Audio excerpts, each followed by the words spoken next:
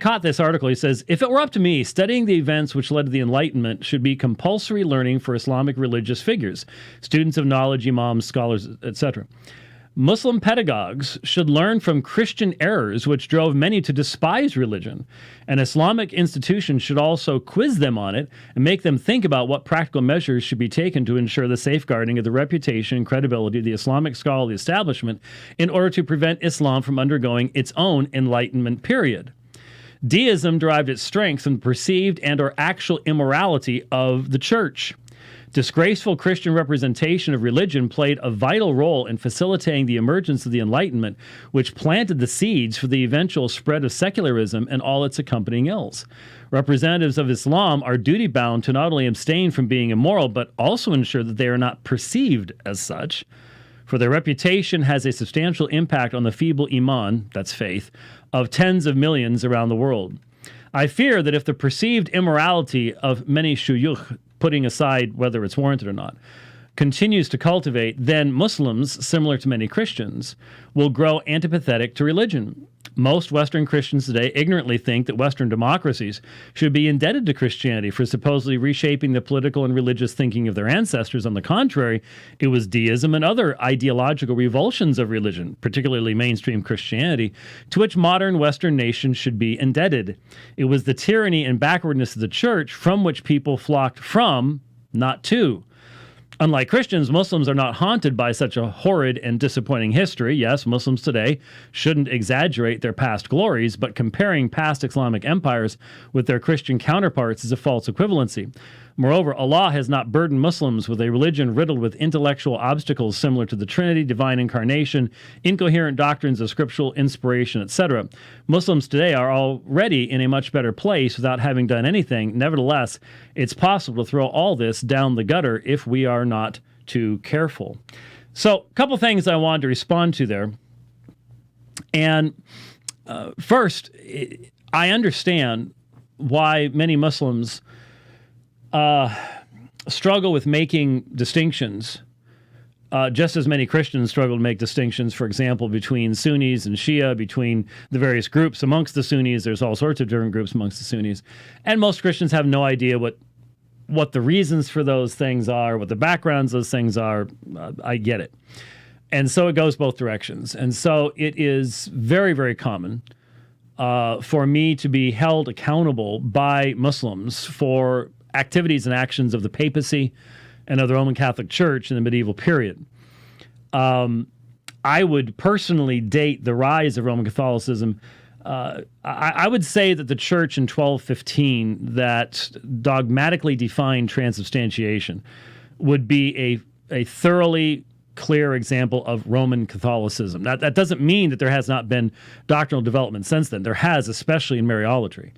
Most of the dogmas that have been defined over the past, since 1215, have been clearly unbiblical and clearly based upon concepts of tradition, which we would reject as Bible-believing Christians. But anyway, the point is, I'm often held accountable.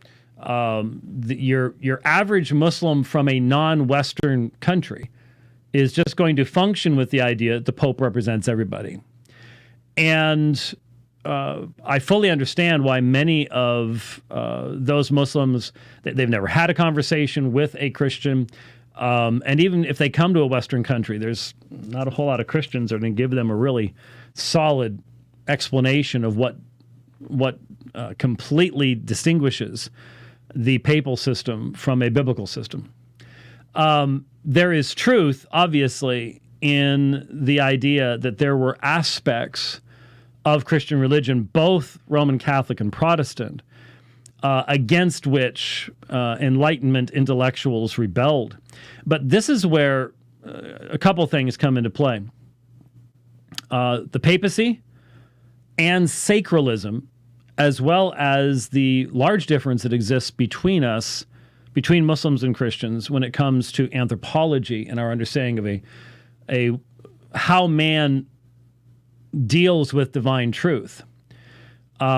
while Islam, so I already talked about the papacy. The papacy is an unbiblical concept. It is a fundamental rejection of biblical authority, and so much of the scandalous activities of what's called Christianity in the medieval period up to the Enlightenment period, which is a misnomer as it is, but anyway, can be traced directly to that grossly unbiblical institution.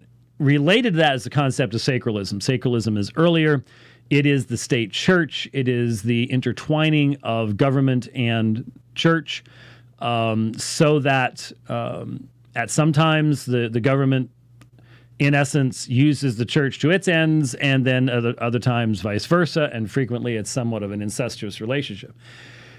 In any case, sacralism continued on even after the Reformation. The early reformers were themselves sacralists, but the Reformation did sow the seeds for the destruction of sacralism, and the argument would then be made that that's what then sowed the seeds of secularism.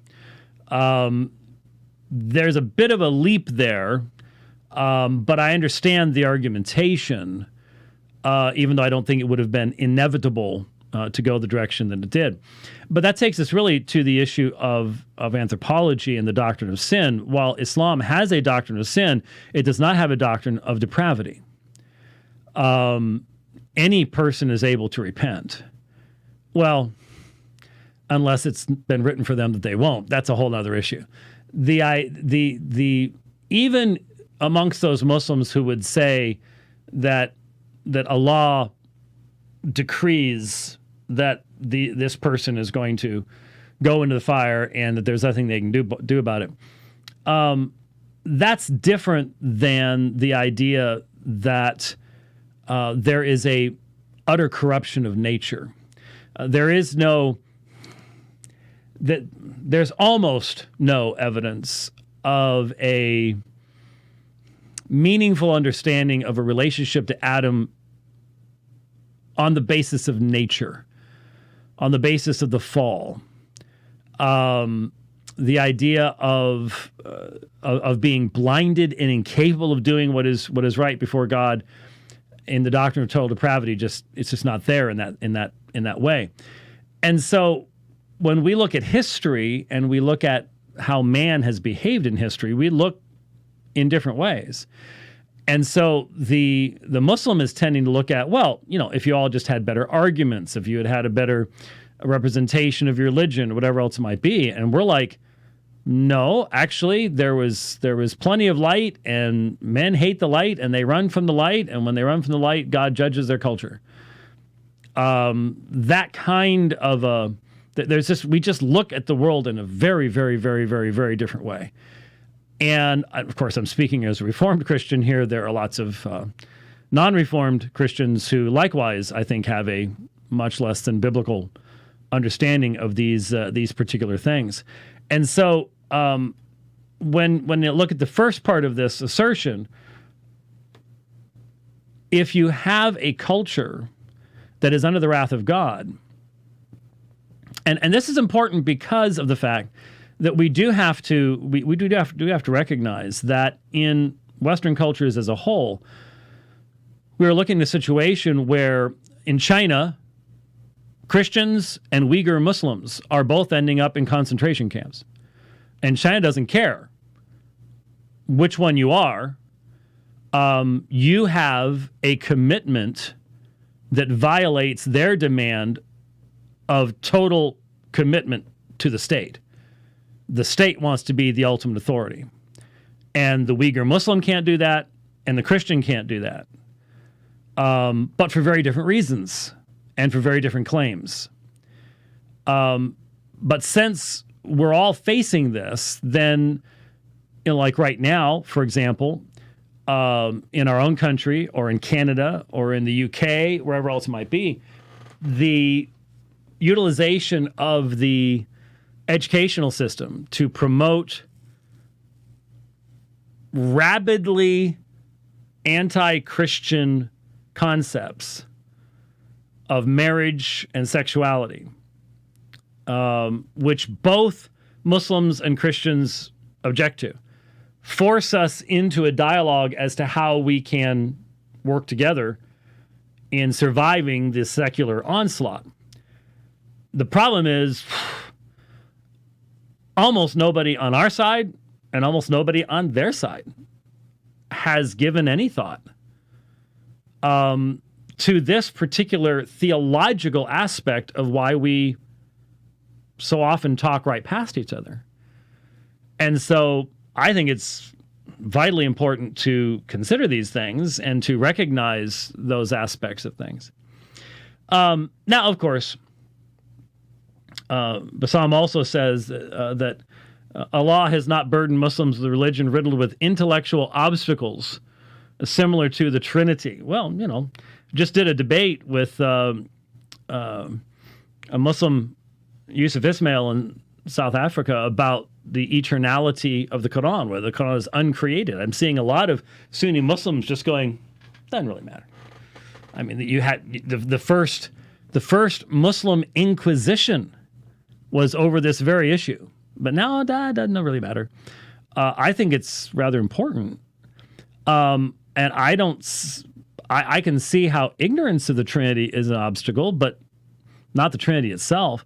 Divine incarnation, again, it's part and parcel of our text, and while that is a presuppositionally rejected concept within Islam, that does not in of itself mean anything. I mean, this list seems to me, at least those first two, to substantiate my assertion that what you have is you've got Judaism, you have the fulfillment of the prophecies of Christ as he himself taught, Luke chapter 24, places like that. You have the fulfillment of these things, and you have Judaism refusing to accept those things, and then Islam doing a U-turn and going back to where Judaism is and saying, yeah, we're not going to accept those things either. That seems to be the reality there. But we've obviously debated that issue a number of times. But this was interesting. Incoherent doctrines of scriptural inspiration. Now, this is really interesting because I would be the one that would suggest that just the opposite is true.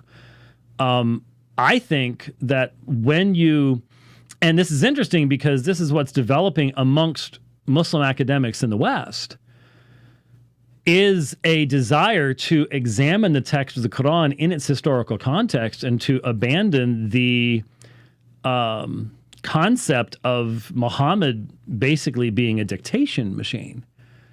There are more and more Muslim scholars who are asking the question, doesn't Muhammad's level of knowledge have anything to do with this?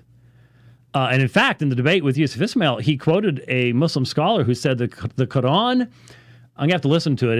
It's been posted. I'm going to play a section of it here, but not that particular part. But the Quran is a response to Muhammad's mind. Now, that's a completely different way of viewing the Quran than I've heard from any Muslim, except for maybe a few in London. But that's a huge change.